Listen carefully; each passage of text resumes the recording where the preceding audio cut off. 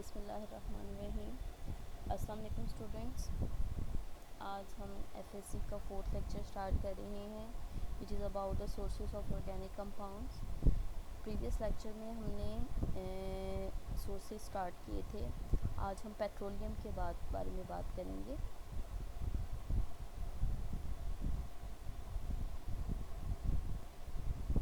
तो हमारे पास organic compounds के 3 सोर्सेज हैं। एक आपके पास आ जाता है कोल, दूसरा हमारे पास आ जाता है नेचुरल गैस और थर्ड वन है पेट्रोलियम। जैसा कि लास्ट लेक्चर में हमने पढ़ा था कि कोल जो है वो ऑब्टेन होता है फ्रॉम डेड प्लांट्स से, ठीक है। प्लांट्स जो हैं वो नियर अबाउट 500 मिलियंस ईयर्स जो हैं वो ज़मीन के अंदर बरीड रहते हैं and then under high temperature and pressure they are converted into coal. तो ये आपके पास फर्स्ट सोर्स है ऑर्गेनिक कंपाउंड का।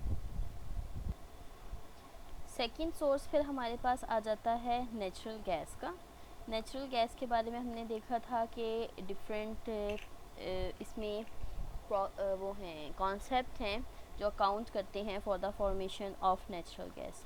आज का जो हमारा लेक्चर है वो टोटली पेट्रोलियम से रिलेटेड है कि पेट्रोलियम क्या चीज़ है और ये कैसे जो है वो ऑब्टेन होता है और कैसे ये प्रोड्यूस्ड होता है। पेट्रोलियम जब ज़मीन से निकलता है then it is pitch black in colour. आपके पास पिच ब्लैक, जिससे ही डार्क ब्लैक कलर का होता है, ठीक है, ऑयल की तरह का, which is called as crude oil. जब यही ऑयल रिफाइंड हो जाता है और चूँकि ये ज़मीन से निकल रहा है then it is called as mineral oil. तो एक्चुअली जो पेट्रोलियम है वो हम मिनरल ऑयल को कहते हैं which is obtained from soil, और जब उसको हम रिफ़ाइन करेंगे तो उसको हम पेट्रोलियम कहेंगे। अब पेट्रोलियम क्या है? पेट्रोलियम एक्चुअली आपके पास a mixture of organic compound है, ठीक है। It is actually a mixture of organic compounds जिनके डिफरेंट जो हैं वो बॉइलिंग पॉइंट्स होते हैं and it is formed by the slow chemical and biochemical decomposition reactions. Different organic compounds कौन से? जो कि डेड हैं। डेड ऑर्गेनिक मटेरियल एनिमल से भी आ सकते हैं, प्लांट से भी आ सकते हैं, तो उनकी केमिकल और बायोकेमिकल डिकम्पोजिशन होती है बिटवीन द सेडिमेंट्री रॉक्स। तो जो चट्टानें हैं, sedimentary rocks is a type of rocks. उन सेडिमेंट्री रॉक्स क्या होती हैं? जो डिफरेंट लेयर्स से मिलके बनी होती हैं। उसमें आपके पास ऑर्गेनिक मटेरियल भी आ जाता है, उसमें स्लिट भी आ जाती है, क्ले भी आ जाता है, and with the passage of time वो जो लेयर्स हैं, ठीक है, इस आपके पास जो है वो एक ये लेयर आ गई, उसके बाद उसके ऊपर दूसरी चीज़ की लेयर आ गई, उसके बाद उसके ऊपर तीसरी चीज़ की लेयर आ गई, फिर किसी और चीज़ मटेरियल की लेयर आ गई। इस तरह से आपके पास डिफरेंट लेयर्स जो हैं वो डिपॉजिट होती रहती हैं and with the passage of time in the presence of temperature and pressure ये एक रॉक की फॉर्म अटेन कर लेती है, ठीक है। And this type of rock is called as sedimentary rocks.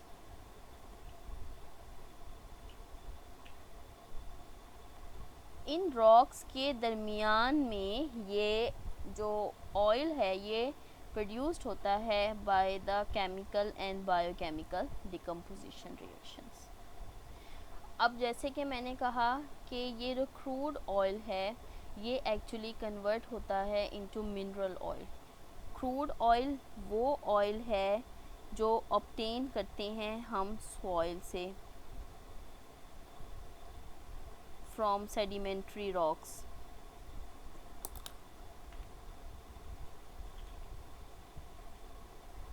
ठीक है, सेडिमेंट्री रॉक से ऑब्टेन किया जाता है ये।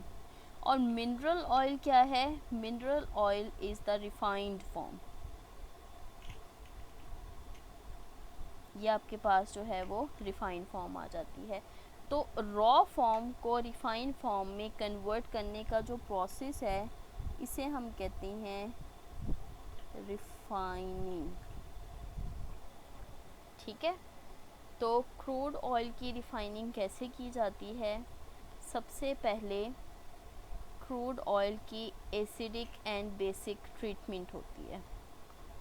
ठीक है, ये एसिडिक और बेसिक ट्रीटमेंट की जाती है in order to remove extra sulphur. Extra क्या, बल्कि सल्फ़र की रिमूवल के लिए, कि अगर कोई भी कंपाउंड जो ज़मीन से ऑब्टेन किया गया है, इवन कोल भी, तो उसमें सल्फ़र इम्प्योरिटीज़ मौजूद होती हैं और वो सल्फ़र इम्प्योरिटीज़ इनकी क्वालिटी को इफ़ेक्ट करती हैं। तो हमने एसिड और बेसिक ट्रीटमेंट करनी है, उसे किसी एसिड या बेस से ट्रीट करना है in order to remove sulphur. उसके बाद उस ट्रीटेड ऑयल को सेंड किया जाता है फॉर फ्रैक्शनल डिस्टिलेशन।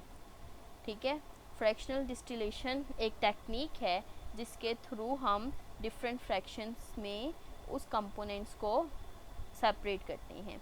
जैसा कि मैंने आपको स्टार्ट में बताया था कि पेट्रोलियम या जो क्रूड ऑयल है, it is a mixture of different organic compounds. तो उन तमाम के तमाम ऑर्गेनिक कंपाउंड्स को एक दूसरे से सेपरेट किया जाता है और डिफरेंट फ्रैक्शंस ऑब्टेन किया जाता है। For this the process which is utilised to obtain this fraction, it is called as fractional distillation of petroleum. अब ये क्या प्रोसेस है fractional distillation? It is the separation of different components.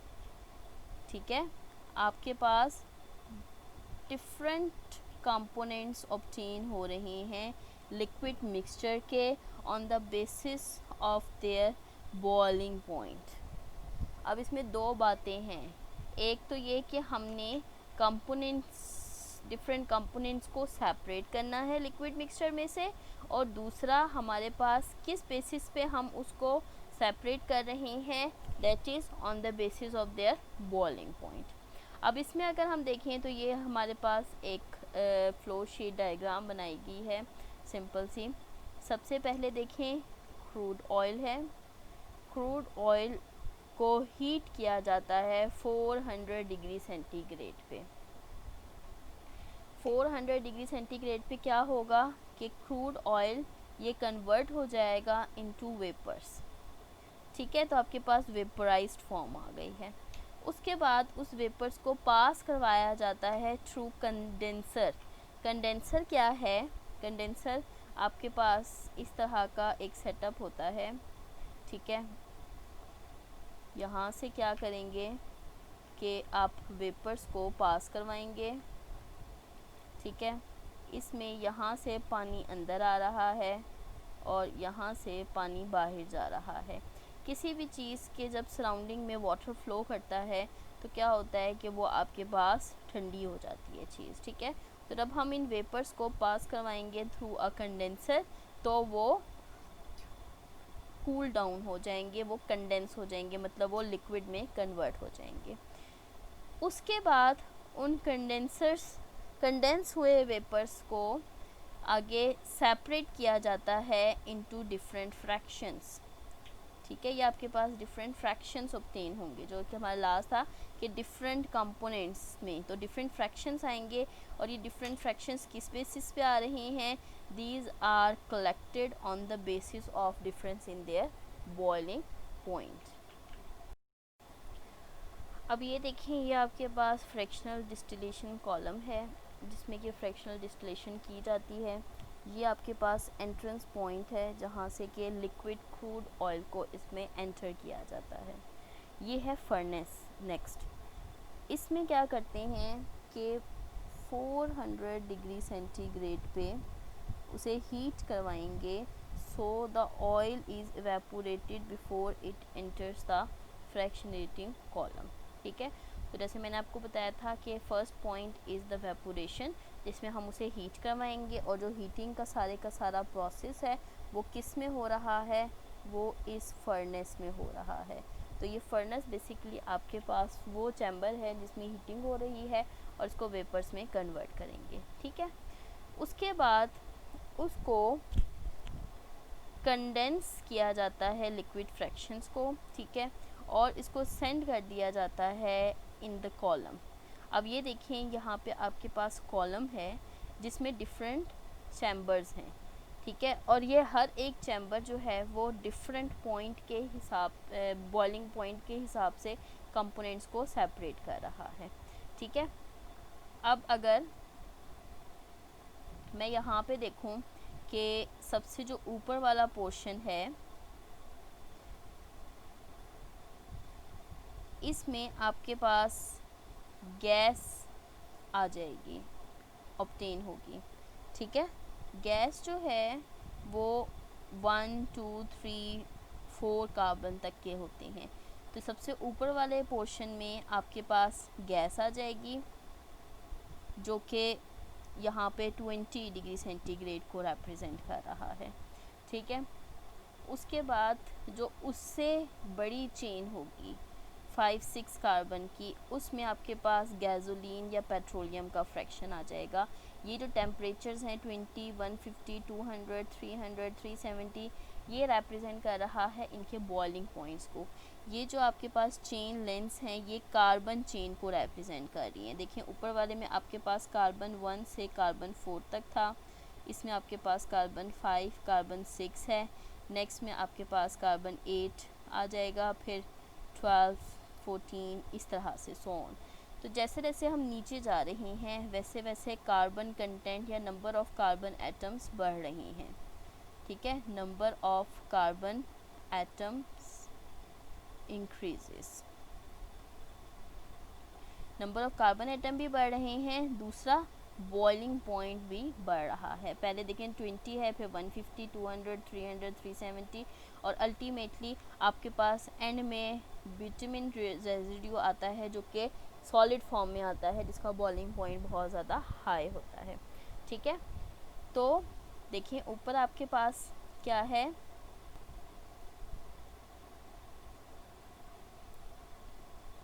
Short carbon chain lengths with low boiling points.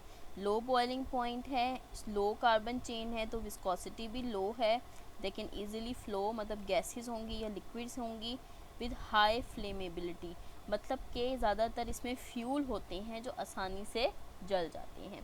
अब अगर ऊपर से हम नीचे की तरफ आते हैं तो इस केस में आप जैसे चेन लेंथ्स देख सकते हैं कि लार्ज साइज मॉलिक्यूल्स हैं, लॉन्ग कार्बन चेन लेंथ्स हैं, बॉइलिंग पॉइंट इनका हाई है। जब चेन लेंथ ज़्यादा होगी, बॉइलिंग पॉइंट हाई होगा, तो इनकी विस्कोसिटी भी ज़्यादा होगी। विस्कोसिटी ज़्यादा मतलब होने का मतलब क्या है, विच डजेंट फ्लो ईजिली। इसके साथ साथ इनकी फ्लेमेबिलिटी भी लो हो जाएगी, मतलब ये इतनी आसानी से नहीं बर्न कर सकेंगे। ठीक है, तो ये आपके पास था फ्रैक्शनलेटिंग कॉलम, जिससे डिफरेंट फ्रैक्शंस ऑब्टेन होती हैं। अब यहाँ पे देखिए आप, ये आपके पास टेबल है जो शो कर रहा है different principal fractions which is obtain from petroleum. पहला फ्रैक्शन देखिए आपके पास है नेचुरल गैस का। अब नेचुरल गैस की कंपोजिशन क्या है, कार्बन 1 से कार्बन 4। ठीक है, CH4 मतलब इसमें एक कार्बन है, C4H10 मतलब 4 कार्बन है। Boiling point is less than 20। इसके नतीजे में जो फ्रैक्शन ऑब्टेन होता है उसको हम यूज़ करते हैं फ्यूल के लिए, मतलब गैसेस हैं, और मतलब जो नेचुरल गैस है आपके पास, इट इज़ एक्चुअली ये दैट कंपोनेंट, दैट फ्रैक्शन, और पेट्रोकेमिकल्स में। ठीक है, तो ये दो इसके यूजेस हैं। उसके बाद सेकंड फ्रैक्शन आ जाता है that is petroleum ether. Petroleum ether में आपके पास आ जाता है कार्बन 5 एंड कार्बन 6, ठीक है। इसका बॉइलिंग पॉइंट है 20 to 60 डिग्री सेंटीग्रेड और इसको एज अ सॉल्वेंट यूज़ किया जाता है, ठीक है, मतलब सॉल्वेंट के लिए इसको हम इस्तेमाल करते हैं। उसके बाद आपके पास आ जाता है third component fraction which is ligroin और नेफ्था, ठीक है। इसमें आपके पास कार्बन 6 एंड कार्बन 7 का फ्रैक्शन है जिसका बॉइलिंग पॉइंट है 60 to 100 डिग्री सेंटीग्रेड और इसको भी हम सॉल्वेंट के तौर पे या रॉ मटेरियल्स के तौर पे यूज़ करते हैं, डिफरेंट कंपाउंड्स वगैरह के स्टार्टिंग मटेरियल के तौर पे यूज़ करते हैं, ठीक है। उसके बाद जो हमारा नेक्स्ट फ्रैक्शन है which is the most important fraction, it is gasoline, जो कि हम यूज़ करते हैं as a petrol motor fuel के तौर पे, ठीक है।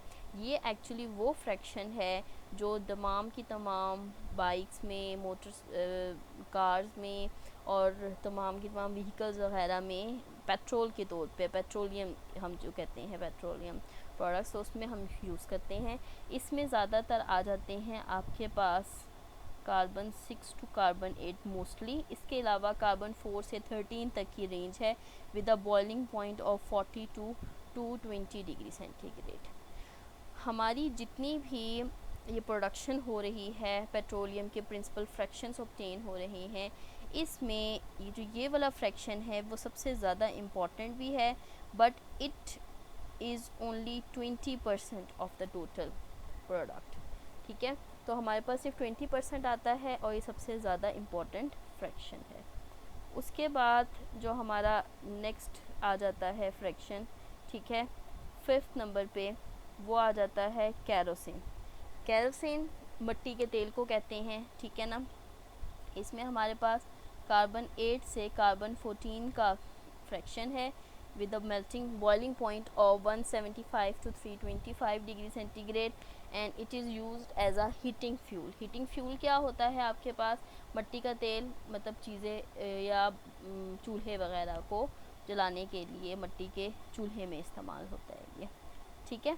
तो ये आपके पास जो है वो 5 फ्रैक्शन थे। उसके बाद नेक्स्ट आ जाता है 6th वन, ये 5th था, ये 4th था, ठीक है। 6th वन आ जाता है गैस ऑयल।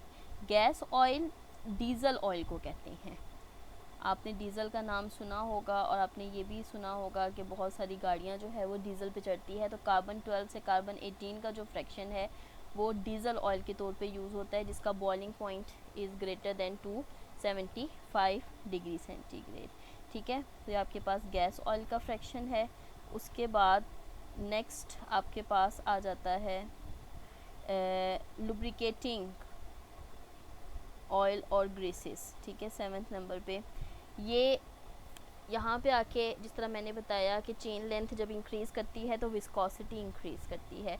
विस्कोसिटी क्या होता है, किसी भी लिक्विड की फ़्लो करने की कैपेसिटी, क्या वो अब आसानी से फ़्लो नहीं कर सकता, ठीक है ना। जिस तरह शहद है, शहद की विस्कोसिटी ज़्यादा होती है तो शहद आसानी से फ़्लो नहीं कर सकता। Honey is a viscous liquid. तो इसी तरह से जब लुब्रिकेटिंग ऑयल या ग्रीसेस की बात करेंगे तो वो विस्कस लिक्विड्स होते हैं, ठीक है, जिनका बॉइलिंग पॉइंट हाई होता है and they have greater than carbon 18 and they used as a lubricants. मतलब जो डिफरेंट मशीन के पुर्जे वगैरह होते हैं उनके दरमियान ग्रीसिंग करने के लिए, लुब्रिकेशन करने के लिए जो है वो इस फ्रैक्शन को यूज़ किया जाता है। उसके बाद 8 नंबर पे आ जाते हैं पैराफिन्स। पैराफिन्स क्या हैं, अब यहाँ पे आके विस्कोसिटी इतनी इंक्रीज़ कर जाती है कि ये आपके पास सॉलिडिफाइड ही हो जाता है, इसीलिए यहाँ पे बॉइलिंग पॉइंट की बजाय मेल्टिंग पॉइंट मेंशन है which is 50 to 60 degree centigrade, ठीक है। दीज आर वैक्स प्रोडक्ट्स जो कि आपके पास डिफरेंट ये जो हम इसे कहते हैं पेट्रोलियम जेली वगैरह, ठीक है, तो वो वैक्स प्रोडक्ट्स होती हैं which has the carbon content of 23 to carbon 29 high content होता है, ठीक है। उसके बाद लास्ट है आपके पास एसफॉल्ट, जिसे पेट्रोलियम कोक भी कहते हैं। ये एंड में बच जाने वाला रेजिड्यू है, ठीक है, जो ब्लैक कलर का होता है, जो roofing, paving, fuel reducing agent के तौर पे यूज़ होता है। This is actually a pure carbon which is left behind at the end of fractionating column. तो ये आपके पास वो तमाम के तमाम फ्रैक्शंस थे जो ऑब्टेन हुए as a result of fractional distillation, ठीक है। तो आपके पास पेट्रोलियम एक्चुअली क्या है, it is a mixture of all these organic compounds, और हम उसको एज इट इज़ यूज़ नहीं करते, बल्कि हम उसको ट्रीट करते हैं और रिफ़ाइन करते हैं through the process of fractional distillation, as जिसमें हमारे पास डिफरेंट फ्रैक्शंस ऑब्टेन होते हैं, और उन फ्रैक्शंस में से जो हमारे मतलब के प्रोडक्ट्स हैं ज़्यादातर वो गैसोलीन, डीज़ल, केरोसिन ऑयल वगैरह हैं, ठीक है। अब हम देखेंगे नेक्स्ट के पाकिस्तान में कौन कौन सी ऑयल रिफाइनरीज़ हैं और वो कहाँ कहाँ लोकेटेड हैं और इनकी क्या कैपेसिटीज़ हैं। सो ये है आपके पास रिफाइनिंग इन पाकिस्तान, ठीक है। पाकिस्तान में ये 4 ऑयल रिफाइनरीज़ हैं जो कि काम कर रही हैं। सबसे पहली ऑयल रिफाइनरी है अटक ऑयल रिफाइनरी, जो कि मोरगा पे प्रेजेंट है नियर रावलपिंडी। इसकी 1.25 मिलियन टन्स के करीब जो है वो कैपेसिटी है। दूसरी आपके पास आ जाती है इंडस ऑयल रिफाइनरी, जो कराची में है, इसकी कैपेसिटी है 1.4 मिलियन टन्स। तीसरी है नेशनल ऑयल रिफाइनरी, ये भी कराची में है, जिसकी कैपेसिटी 0.73 मिलियन टन्स की है। ये दो जो हैं आपके पास क्या कहते हैं, इंडस ऑयल रिफाइनरी और नेशनल ऑयल रिफाइनरी, इन दोनों की तकरीबन जो कैपेसिटी है वो 2.13 मिलियन टन्स की आ जाती है कंबाइन करके। ये दोनों के दोनों जो हैं वो कराची में प्रेजेंट हैं। उसके बाद लास्ट जो हमारे पास रिफाइनरी है वो है पाक अरब रिफाइनरी, जो महमूद कोट के करीब प्रेजेंट है नियर मुल्तान। इसकी भी कैपेसिटी ओवर 1 मिलियन टन्स के करीब है। तो पाकिस्तान में ये 4 रिफाइनरीज़ काम कर रही हैं, जो कि एनुअली डिफरेंट हमारे रिक्वायरमेंट के अकॉर्डिंग पेट्रोलियम प्रोडक्ट्स प्रोड्यूस करती हैं।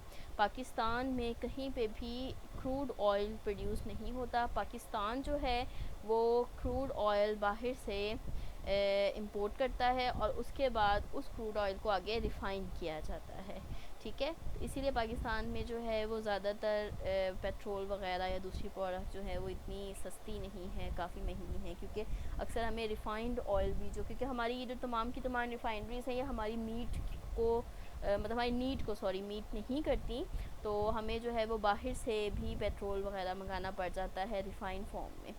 So this is all about the petroleum, जो कि थर्ड सोर्स था आपका ऑर्गेनिक कंपाउंड का। होप्स हो कि इसके तमाम पॉइंट्स आपको क्लियर होंगे। फिर भी अगर कोई प्रॉब्लम है then you can ask me in WhatsApp group. Next हम इंशाल्लाह क्रैकिंग ऑफ पेट्रोलियम और उसके रिफॉर्मिंग के बारे में डिस्कस करेंगे, ठीक है। उस वक्त तक अपना ख्याल रखें, घरों में रहें, सेफ़ रहें। अल्लाह हाफ़िज़।